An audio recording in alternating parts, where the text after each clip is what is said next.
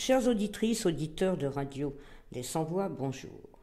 Nous avons choisi aujourd'hui de vous parler de Zakaria Moufdi, né en 1913.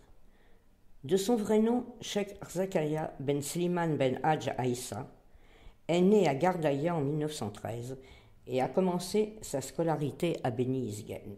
Par la suite, il rejoindra la mission mozabite à Tunis, où il fréquente les soirées littéraires de cette ville. Zakaria a accompagné par sa poésie et son militantisme le mouvement nationaliste dans les pays du Maghreb.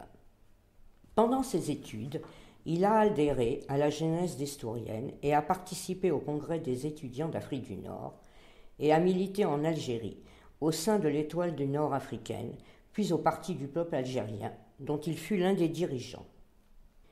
Il est arrêté par les colonisateurs en août 1937, en compagnie de Messali Hadj, et est alors emprisonné pendant 2 ans, de 1937 à 1939. Au moment du déclenchement de la Révolution, il adhère à la première cellule du FLN à Alger. Il est arrêté, jugé et condamné à 3 ans de détention, de 1956 à 1959. C'est pendant son incarcération à la prison de Serkafi, Barberousse, qu'il composera les paroles de l'hymne national, le Serment Kassaman, qui le rendra célèbre.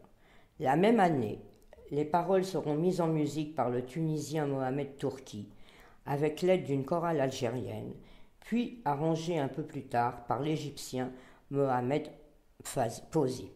L'hymne a été joué pour la première fois en 1957. Après l'indépendance, en 1962, il réside tour à tour dans les différents pays du Maghreb, avant de s'établir à la fin de sa vie au Maroc.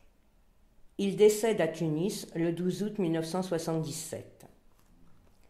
Il a été décoré à titre posthume par le président Habib Bourguiba et les présidents algériens Chadli et Bouteflika. Une fondation porte son nom, ainsi que le Palais de la Culture à Alger.